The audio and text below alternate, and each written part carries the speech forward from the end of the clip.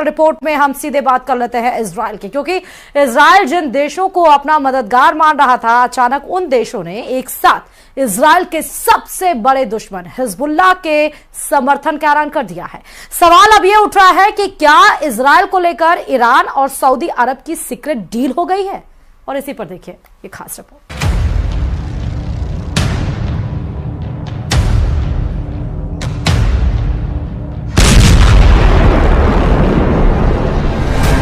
ये video Lebanon से आया है। इसे रिकॉर्ड करने वाला इजराइल का ड्रोन है और नीचे भागते हुए लोग हिजबुल्लाह के लड़ाके हैं। गौर से देखिए ये वीडियो। ये दोनों भागते हुए एक बिल्डिंग में दाखिल होते हैं ताकि इजराइल के ड्रोन इन्हें देख ना ले, लेकिन होता वही है जो इजराइल का ड्रोन चाहता है।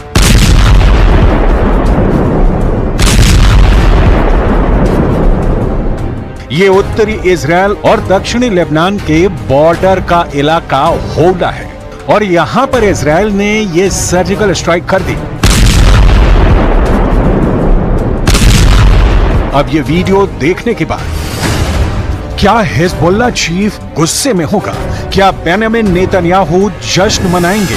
कौन गुस्सा होगा, कौन खुश, या फिर इसका उल्टा होगा?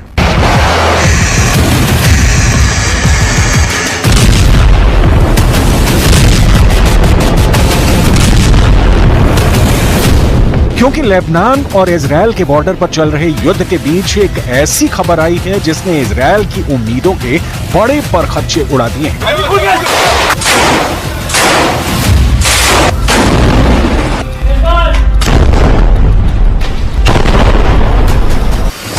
खबर ऐसी है कि हिजबुल्लाह सेंटर स्टेज पर आ गया है और अरब देशों का बॉस कहा जा रहा है। लेबनान के इस मिलिशिया को जो अरब देश दुश्मन मानते हैं, अचानक वो हसन नसरल्लाह के इर्द गिर्द इकट्ठा होना चाहते हैं।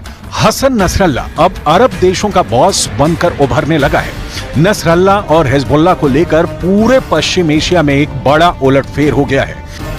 इसकी वजह है ये खबर। इजराइल से लेकर ईरान और रूस से लेकर तुर्की की मीडिया में यह खबर छा चुकी है। खबर यह है कि 22 अरब देशों के संगठन अरब लीग, जिसमें सऊदी अरब, मिस्र और यूएई जैसे देश हैं, उसने हिजबुल्लाह पर अपना रुख बदल दिया है। अरब लीग अब हिजबुल्लाह को आतंकी संगठन नहीं मानता। अरब लीग के सहायक महासचिव हुस्सम जकी ने लेबनान के दौरे पर मिस्र की मीडिया को दिए इंटरव्यू में कहा, अरब लीग ने पहले हिजबुल्लाह को आतंकी संगठन माना था। हिजबुल्लाह से हमारी बातचीत बंद हो गई थी। अब अरब लीग के सदस्य मानते हैं कि हिजबुल्लाह पर यह नजरिया ठीक नहीं है। अरब लीग ने 2016 में हिजबुल्लाह को टेरर ग्रुप करार दिया था, लेकिन अब अरब लीग के अंदर हिजबुल्लाह की इमेज बदल गई है। इससे पहले 7 मई को अरब लीग ने सीरिया को भी वापस अपने गुट में शामिल कर लिया था। हिजबुल्लाह और सीरिया दोनों को हमेशा ईरान का पक्का समर्थन रहा है। ऐसे में क्या अरब लीग के फैसले को ईरान के आगे झुकना माना जाए? क्योंकि हिजबुल्लाह कोई देश नहीं, एक मुल्क का मिलिशिया है और उसे लेकर अगर अरब देशों का ज़हन बदला है तो इसके पीछे क्या ईरान की पावर है? क्योंकि पिछले 2 सालों में ईरान ने सभी अरब देशों से अपने रिश्ते सुधारे हैं और अब इसका फायदा हिजबुल्लाह को भी मिलने लगा है। हिजबुल्लाह की पावर का एक और वीडियो देखिए। लेबनान इजराइल बॉर्डर पर हिजबुल्लाह ने ईरान की दी हुई अलमास एंटी टैंक मिसाइल से हमला किया और इस मिसाइल ने सीधे जाकर इजराइल की नेमर बख्तरबंद गाड़ी को उड़ा डाला। इस तरह की टक्कर अभी तक कोई अरब देश इजराइल से नहीं ले पाया है, बल्कि गाजा पर बमबारी को लेकर अरब देश अभी तक बैकफुट पर रहे हैं। हालांकि अब हिजबुल्लाह जिस तरह से इजराइल पर हमले कर रहा है, उसने अरब लीग को एक अलग प्रेशर में डाल दिया है। अरब लीग ने अब अपना फैसला बदल दिया है और यही वजह है कि हिजबुल्लाह के ठिकानों पर बम गिरने के बावजूद हसन नसरल्लाह बहुत खुश हैं और अरब लीग के एक्शन से बेंजामिन नेतन्याहू को बहुत बड़ा सदमा लगा है। अरब देशों के रुख ने हिजबुल्लाह और इजराइल का मूड बदल दिया है। हालांकि इसमें कोई शक नहीं कि हसन नसरल्लाह ने अभी तक इजराइल के खिलाफ उत्तर में जो मोर्चा खोला हुआ है, उसमें हिजबुल्लाह को लगातार झटके मिले हैं। बहुत कम दिन ऐसे गुजरते हैं जब लेबनान में हिजबुल्लाह के किसी लड़ाके का जनाजा ना निकले।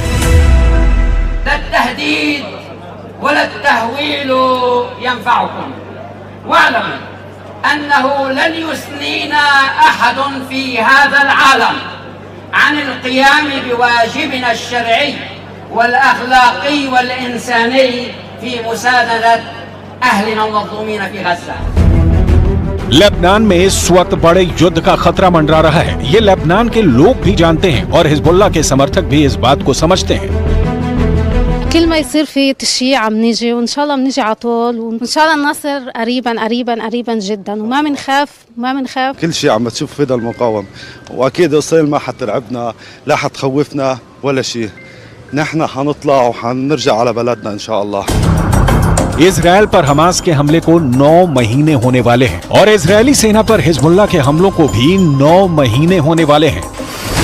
7 अक्टूबर को हमास ने इजरायल पर अटैक किया। 8 अक्टूबर को हिजबुल्लाह ने भी इजरायली ठिकानों पर रॉकेट दागने शुरू कर दिए थे।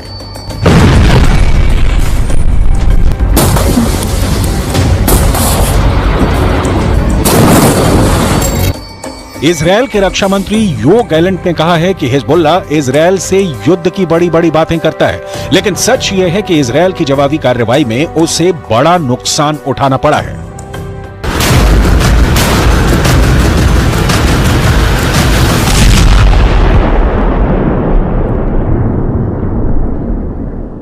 ולא קל לתושבי הצפון. יש דבר אחד שאני יכול לומר לכם על זה, וזה שלחיזבאללה וללבנון הרבה יותר קשה. זה קל לדבר מהבונקר ולשאת הצהרות. בסופו של עניין יש שם מעל 450 הרוגים למחבלים. इसमें कोई शक नहीं कि गाजा, इजरायल और लेबनान का वॉर जोन इस वक्त बहुत एक्टिव है। इजरायल और हिजबुल्लाह लगातार एक दूसरे पर हमला कर रहे हैं और अब डर है कि हिजबुल्लाह 2006 वाले प्लान को दोहराएगा। 2006 में हुई किडनैपिंग के दौरान इजरायल और हिजबुल्लाह के बीच युद्ध भी हुआ था, जिसमें दोनों तरफ बड़ा नुकसान हुआ। 2006 में हिजबुल्लाह और इजरायल के बीच 34 दिन तक युद्ध चला था। तब इजरायल के 121 सैनिकों को मिलाकर 160 लोग मारे गए थे, जबकि हिजबुल्लाह के 250 लड़ाकों समेत लेबनान के 1000 लोगों की मौत हुई थी। यह युद्ध संयुक्त राष्ट्र के दखल के बाद सीज फायर के साथ खत्म हुआ और इजरायल को लेबनान से पीछे हटना पड़ा था। और चलिए इस बीच